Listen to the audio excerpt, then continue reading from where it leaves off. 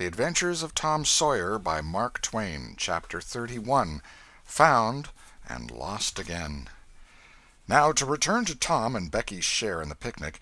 They tripped along the murky aisles with the rest of the company, visiting the familiar wonders of the cave, wonders dubbed with rather over-descriptive names such as the drawing-room, the cathedral, Aladdin's palace, and so on. Presently the hide-and-seek frolicking began, and Tom and Becky engaged in it with zeal until the exertion began to grow a trifle wearisome.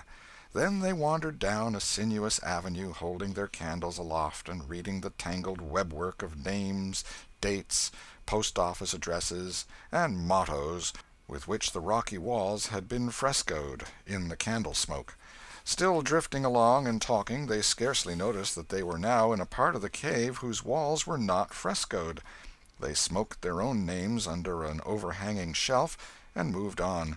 Presently they came to a place where a little stream of water, trickling over a ledge, and carrying a limestone sediment with it, had, in the slow-dragging ages, formed a laced and ruffled Niagara in gleaming and imperishable stone. Tom squeezed his small body behind it in order to illuminate it for Becky's gratification. He found that it curtained a sort of steep natural stairway which was enclosed between narrow walls, and at once the ambition to be a discoverer seized him. Becky responded to his call, and they made a smoke-mark for future guidance and started upon their quest. They wound this way and that far down into the secret depths of the cave, made another mark, and branched off in search of novelties to tell the upper world about. In one place they found a spacious cavern, from whose ceiling depended a multitude of shining stalactites of the length and circumference of a man's leg. They walked all about it, wondering and admiring, and presently left it by one of the numerous passages that opened into it. This shortly brought them to a bewitching spring, whose basin was encrusted with a frostwork of glittering crystals. It was in the midst of a cavern whose walls were supported by many fantastic pillars, which had been formed by the joining of great stalactites and stalagmites together, the result of the ceaseless water-drip of centuries. Under the roof vast knots of bats had packed themselves together, thousands in a bunch. The lights disturbed the creatures, and they came flocking down by hundreds, squeaking and darting furiously at the candles. Tom knew their ways and the danger of this sort of conduct. He seized Becky's hand and hurried her into the first corridor that offered, and none too soon, for a bat struck Becky's light out with its wing while she was passing out of the cavern. The bats chased the children a good distance, but the fugitives plunged into every new passage that offered, and at last got rid of the perilous things. Tom found a subterranean lake shortly, which stretched its dim length away until its shape was lost in the shadows. He wanted to explore its borders, but concluded that it would be best to sit down and rest a while first. Now, for the first time, the deep stillness of the place laid a clammy hand upon the spirits of the children. Becky said, "Why, I didn't notice, but it seems ever so long since I heard of any of the others." "Come to think, Becky, we are away down below them, and I don't know how far away north or south or east or whichever it is. We couldn't hear them here." Becky grew apprehensive. "I wonder how long we've been down here, Tom. We better start back." "Yes, I reckon we better. Perhaps we better. Can you find the way, Tom? It's all a mixed-up crookedness to me." "I reckon I could find it, but then the bats. If they put both of our candles out, it will be an awful fix." "Let's try some other way, so as not to go through there." "Well, but I hope we won't get lost. It would be so awful," and the girl shuddered at the thought of the dreadful possibilities. They started through a corridor and traversed it in silence a long way, glancing at each new opening to see if there was anything familiar about the look of it, but they were all strange. Every time Tom made an examination, Becky would watch his face for an encouraging sign, and he would say cheerily, "Oh, it's all right. This ain't the one, but we'll come to it right away." But he felt less and less hopeful with each failure, and presently began to turn off into diverging avenues at sheer random in desperate hope of finding the one that was wanted. He still said it was all right, but there was such a leaden dread at his heart that the words had lost their ring and sounded just as if he had said, "All is lost." Becky clung to his side in an anguish of fear, and tried hard to keep back the tears, but they would come. At last she said, "Oh, Tom, never mind the bats. Let's go back that way. We seem to get worse and worse off all the time." Tom stopped. "Listen," said he. Profound silence. Silence so deep that even their breathings were conspicuous in the hush. Tom shouted. The call went echoing down the empty aisles and died out in the distance in a faint sound that resembled a ripple of mocking laughter. "Oh, don't do it again, Tom. It is too horrid," said Becky. "It is horrid, but I better, Becky. They might hear us, you know." And he shouted again. The might was even a chillier horror than the ghostly laughter. It so confessed a perishing hope. The children stood still and listened, but there was no result. Tom turned upon the back track at once and hurried his steps. It was but a little while before a certain indecision in his manner revealed another fearful fact to Becky. He could not find his way back. "Oh, Tom, you didn't make any marks." "Becky, I was such a fool, such a fool. I never thought we might want to come back. No, I can't find the way. It's all mixed up." "Tom, we're lost. We're lost. We never can get out of this awful place. Oh, why did we ever leave the others?" She sank to the ground and burst into such a frenzy of crying that Tom was appalled with the idea that she might die, or lose her reason. He sat down by her and put his arms around her. She buried her face in his bosom. She clung to him. She poured out her terrors, her unavailing regrets, and the far echoes turned them all to jeering laughter. Tom begged her to pluck up hope again, and she said she could not. He fell to blaming and abusing himself for getting her into this miserable situation, and this had a better effect. She said she would try to hope again. She would get up and follow wherever he might lead, if only he would not talk like that any more, for he was no more to blame than she said. So they moved on again, aimlessly, simply at random. All they could do was to move, keep moving. For a little while, hope made a show of reviving, not with any reason to back it, but only because it is its nature to revive when the spring has not been taken out of it by age and familiarity with failure. By and by Tom took Becky's candle and blew it out. This economy meant so much. Words were not needed. Becky understood, and her hope died again. She knew that Tom had a whole candle and 3 or 4 pieces in his pockets, yet he must economize. By and by fatigue began to assert its claims. The children tried to pay no attention, for it was dreadful to think of sitting down when time was grown to be so precious. Moving in some direction, in any direction, was at least progress, and might bear fruit, but to sit down was to invite death and shorten its pursuit. At last Becky's frail limbs refused to carry her farther. She sat down. Tom rested with her, and they talked of home, and the friends there, and the comfortable beds, and, above all, the light. Becky cried, and Tom tried to think of some way of comforting her, but all his encouragements were grown threadbare with use, and sounded like sarcasms. Fatigue bore so heavily upon Becky that she drowsed off to sleep. Tom was grateful. He sat looking into her drawn face and saw it grow smooth and natural under the influence of pleasant dreams, and by a smile dawned and rested there. The peaceful face reflected somewhat of peace and healing into his own spirit, and his thoughts wandered away to bygone times and dreamy memories.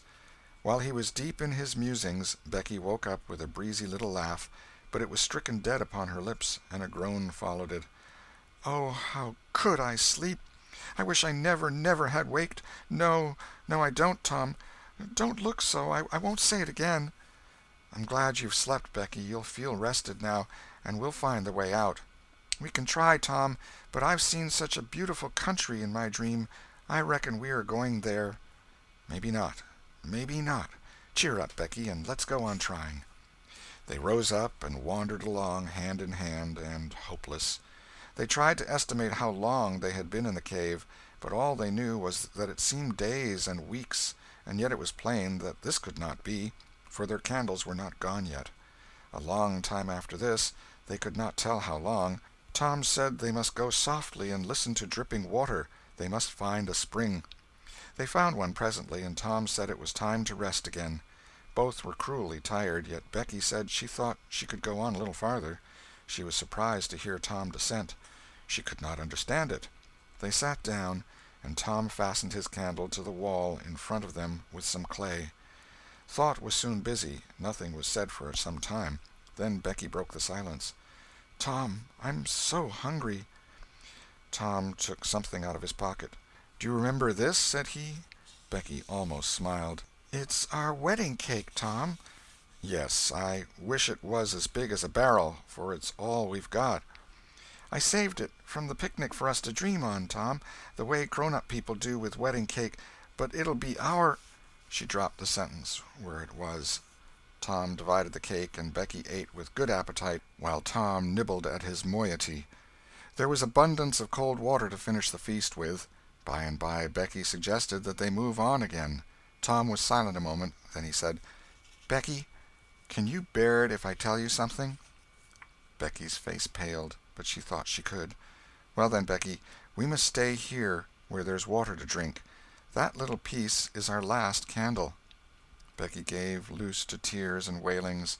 Tom did what he could to comfort her, but with little effect. At length Becky said, "Tom." "Well, Becky?" "They'll miss us and hunt for us." "Yes, they will. Certainly they will." "Maybe they're hunting for us now, Tom." "Why, I reckon maybe they are. I hope they are." "When would they miss us, Tom?" "When they get back to the boat, I reckon." "Tom, it might be dark then. Would they notice we hadn't come?" "I don't know. But anyway, your mother would miss you as soon as they got home." A frightened look in Becky's face brought Tom to his senses, and he saw that he had made a blunder. Becky was not to have gone home that night. The children became silent and thoughtful. In a moment a new burst of grief from Becky showed Tom that the thing in his mind had struck hers also, that the Sabbath morning might be half spent before Mrs. Thatcher discovered that Becky was not at Mrs. Harper's. The children fastened their eyes upon their bit of candle and watched it melt slowly and pitilessly away, saw the half-inch of wick stand alone at last, saw the feeble flame rise and fall, climb the thin column of smoke, linger at its top a moment, and then the horror of utter darkness reigned. How long afterward it was that Becky came to a slow consciousness that she was crying in Tom's arms, neither could tell. All that they knew was that, after what seemed a mighty stretch of time, both awoke out of a dead stupor of sleep and resumed their miseries once more. Tom said it might be Sunday now, maybe Monday. He tried to get Becky to talk, but her sorrows were too oppressive. All her hopes were gone. Tom said that they must have been missed long ago, and no doubt the search was going on. He would shout, and maybe someone would come. He tried it, but in the darkness the distant echoes sounded so hideously that he tried it no more. The hours wasted away, and hunger came to torment the captives again. A portion of Tom's half of the cake was left. They divided and ate it, but they seemed hungrier than before. The poor morsel of food only whetted desire. By and by Tom said, "Shh! Did you hear that?" Both held their breath and listened. There was a sound like the faintest far-off shout. Instantly Tom answered it, and leading Becky by the hand started groping down the corridor in its direction. Presently he listened again. Again the sound was heard, and apparently a little nearer. "It's them," said Tom. "They're coming. Come along, Becky. We're all right now." The joy of the prisoners was almost overwhelming. Their speed was slow, however, because pitfalls were somewhat common and had to be guarded against. They shortly came to one and had to stop. It might be 3 feet deep, it might be 100. There was no passing it, at any rate. Tom got down on his breast and reached as far down as he could. No bottom. They must stay there and wait until the searchers came. They listened. Evidently the distant shoutings were growing more distant. A moment or two more, and they had gone altogether. The heart-sinking misery of it. Tom whooped until he was hoarse, but it was of no use. He talked hopefully to Becky, but an age of anxious waiting passed, and no sounds came again. The children groped their way back to the spring. The weary time dragged on. They slept again, and awoke famished and woe-stricken. Tom believed it must be Tuesday by this time. Now an idea struck him. There were some side passages near at hand. It would be better to explore some of these than bear the weight of the heavy time in idleness. He took a kite-line from his pocket, tied it to a projection, and he and Becky started, Tom in the lead, unwinding the line as he groped along. At the end of 20 paces the corridor ended in a jumping-off place. Tom got down on his knees and felt below, and then as far around the corner as he could reach with his hands conveniently. He made an effort to stretch yet a little farther to the right, and at that moment, not 20 yards away, a human hand holding a candle appeared from behind a rock. Tom lifted up a glorious shout, and instantly that hand was followed by the body it belonged to.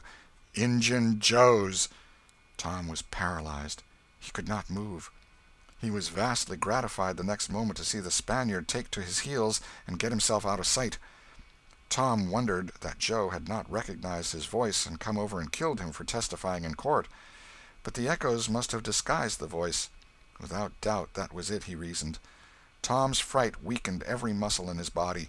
He said to himself that if he had strength enough to get back to the spring he would stay there, and nothing should tempt him to run the risk of meeting Injun Joe again. He was careful to keep from Becky what it was he had seen. He told her he had only shouted for luck. But hunger and wretchedness rise superior to fears in the long run. Another tedious wait at the spring and another long sleep brought changes. The children awoke tortured with a raging hunger. Tom believed that it must be Wednesday or Thursday or even Friday or Saturday now, and that the search had been given over. He proposed to explore another passage. He felt willing to risk Injun Joe and all other terrors. But Becky was very weak. She had sunk into a dreary apathy and would not be roused. She said she would wait, now, where she was, and die. It would not be long. She told Tom to go with his kite-line and explore if he chose, but she implored him to come back every little while and speak to her, and she made him promise that when the awful time came he would stay by her and hold her hand until all was over. Tom kissed her with a choking sensation in his throat, and made a show of being confident of finding the searchers or an escape from the cave. Then he took the kite-line in his hand and went groping down one of the passages on his hands and knees, distressed with hunger and sick with bodings of coming doom. End of Chapter 31. Chapter 32. Turn out! They're found! Tuesday afternoon came and waned to the twilight. The village of St. Petersburg still mourned. The lost children had not been found. Public prayers had been offered up for them, and many a private prayer that had the petitioner's whole heart in it, but still no good news came from the cave. The majority of the searchers had given up the quest and gone back to their daily vocations, saying that it was plain the children could never be found. Mrs. Thatcher was very ill, and a great part of the time delirious. People said it was heartbreaking to hear her call her child, and raise her head and listen a whole minute at a time, then lay it wearily down again with a moan. Aunt Polly had drooped into a settled melancholy, and her gray hair had grown almost white. The village went to its rest on Tuesday night, sad and forlorn. Away in the middle of the night, a wild peal burst from the village bells, and in a moment the streets were swarming with frantic, half-clad people who shouted, "Turn out! Turn out! They're found! They're found!" Tin pans and horns were added to the din. The population massed itself and moved toward the river, met the children coming in an open carriage drawn by shouting citizens, thronged around it, joined its homeward march, and swept magnificently up the main street roaring huzzah after huzzah. The village was illuminated. Nobody went to bed again. It was the greatest night the little town had ever seen. During the first half-hour a procession of villagers filed through Judge Thatcher's house, seized the saved ones and kissed them, squeezed Mrs. Thatcher's hand, tried to speak but couldn't, and drifted out, raining tears all over the place. Aunt Polly's happiness was complete, and Mrs. Thatcher's nearly so. It would be complete, however, as soon as the messenger dispatched with the great news to the cave should get the word to her husband. Tom lay upon a sofa with an eager auditory about him, and told the history of the wonderful adventure, putting in many striking additions to adorn it withal, and closed with a description of how he left Becky and went on an exploring expedition, how he followed 2 avenues as far as his kite-line would reach, how he followed a third to the fullest stretch of the kite-line, and was about to turn back when he glimpsed a far-off speck that looked like daylight, dropped the line and groped toward it, pushed his head and shoulders through a small hole, and saw the broad Mississippi rolling by. and if it had only happened to be night he would not have seen that speck of daylight, and would not have explored that passage any more. He told how he went back for Becky, and broke the good news, and she told him not to fret her with such stuff, for she was tired, and knew she was going to die, and wanted to. He described how he labored with her and convinced her, and how she almost died for joy when she had groped to where she actually saw the blue speck of daylight; how he pushed his way out at the hole and then helped her out; how they sat there and cried for gladness; how some men came along in a skiff, and Tom hailed them and told them their situation and their famished condition; how the men didn't believe the wild tale at first, because, said they, you are 5 miles down the river, below the valley the cave is in; then took them aboard, rowed to a house, gave them supper, made them rest till 2 or 3 hours after dark, and then brought them home. Before day dawn, Judge Thatcher and the handful of searchers with him were tracked out in the cave by the twine clues they had strung behind them, and informed of the great news. 3 days and nights of toil and hunger in the cave were not to be shaken off at once, as Tom and Becky soon discovered. They were bedridden all of Wednesday and Thursday, and seemed to grow more and more tired and worn all the time. Tom got about a little on Thursday, was downtown Friday, and nearly as whole as ever Saturday, but Becky did not leave her room until Sunday, and then she looked as if she had passed through a wasting illness. Tom learned of Huck's sickness and went to see him on Friday, but could not be admitted to the bedroom. Neither could he on Saturday or Sunday. He was admitted daily after that, but was warned to keep still about his adventure and introduce no exciting topic. The Widow Douglas stayed by to see that he obeyed. At home Tom learned of the Cardiff Hill event, also that the ragged man's body had eventually been found in the river near the ferry landing. He had been drowned while trying to escape, perhaps. About a fortnight after Tom's rescue from the cave, he started off to visit Huck, who had grown plenty strong enough now to hear exciting talk, and Tom had some that would interest him, he thought. Judge Thatcher's house was on Tom's way, and he stopped to see Becky.